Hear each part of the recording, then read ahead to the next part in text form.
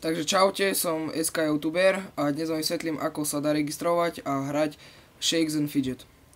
Takže tu je registrácia, môžete si vybrať pohlavie, muž alebo žena, bojovník, mag alebo lukostrelec, teda prieskumník. Ja mám najradšej lukostrelcov, tu si vyberiete pohlavie.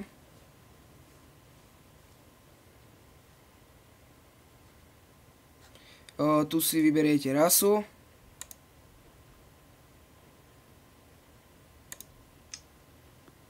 Tu máte náhodný výber, ako budete vyzerať. Môžete si to urobiť aj vy, ako vy chcete. Ja to dám iba náhodne, pre ukážku. Dajme pokračovať. Môžete dať prihlásiť sa e-mailom alebo Facebookom. E-mail si teraz vymyslím.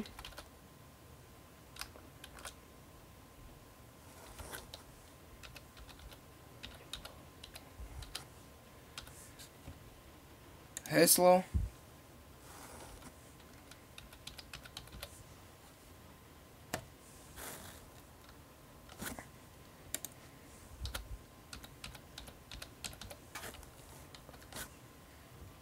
Dáte že súhlasíte s podmienkami.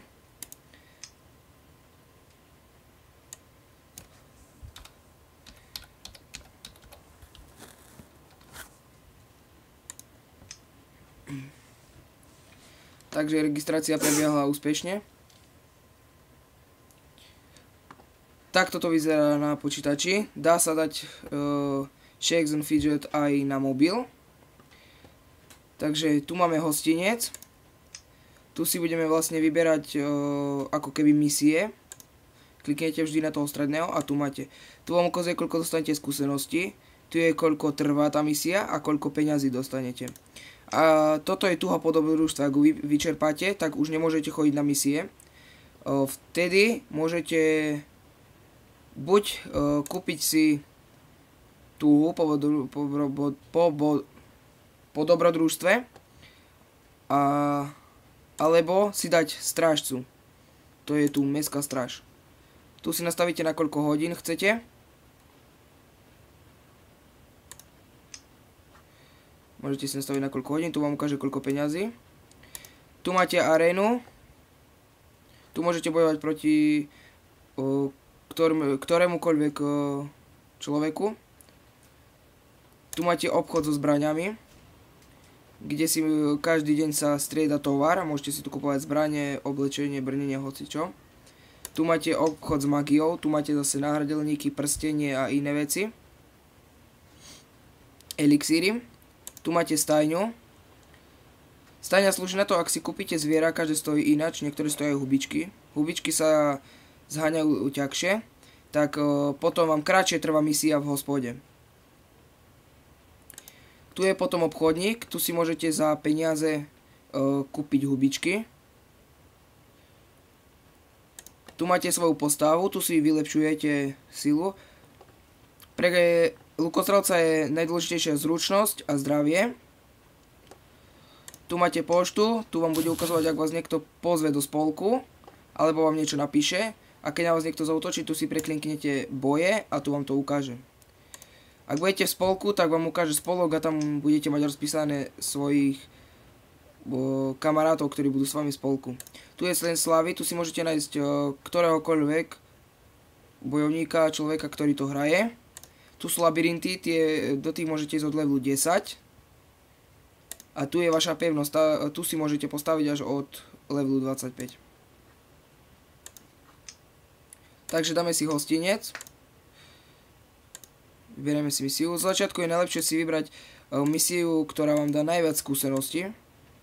Na začiatok je dobré byť čo najväčší level. Takže budeme musieť počkať 30 sekúnd. Zatiaľ pôjdeme na postavu. Ja si na začiatku väčšinou vylepšujem trochu život.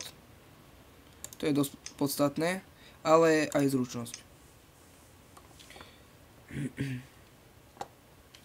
Môžete si ku postave napísať čokoľvek. To je na vás.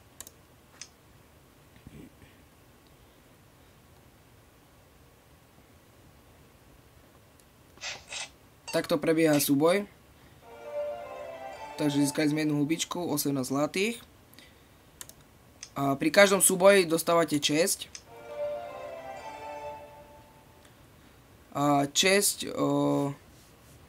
vám zaisťuje vyšší post v rebríčku Sieni slávy. Takže dáme si znova. Potom tu máte takúto hru. Môžete staviť nejaké peniaze. Teraz momentálne nemám peniaze. A hľadáte loptičku. Ak ju nájdete, tak vyhráte peniaze.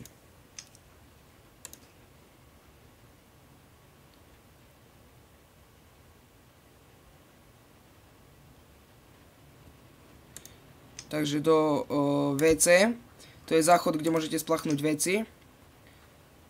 Tam môžete ísť, až keď nájdete kľúč. Znova si vyberieme misiu, kde je najviac skúseností. Pôjdeme do obchodu so zbraňami. Kúpime si niečo. Toto dáva zručnosť plus 2. Pancier 6, pancier 4, pancier 6. Tak asi toto je najlepšie. Stojí to jednu hubičku, ale nemáme dostatok zlata. V Shakes and Fidget je dobré, ak si overíte e-mailovú adresu, vtedy získate 10 hubiček zadarmo a ak ste v spolku, tak môžete darovať mince. Tu máte na spodku máte napísané potvrdiť svoju e-mailovú adresu. Kliknete na to a dáte odoslať znova. OK. Príjem na e-mailovú adresu a v e-mailovej adrese budete mať text a bude tam farebným napísané SEM. Kliknete na to, ukážem vám takú tabuľku a máte overenú e-mailovú adresu a dostanete 10 hubičiek zadarmo.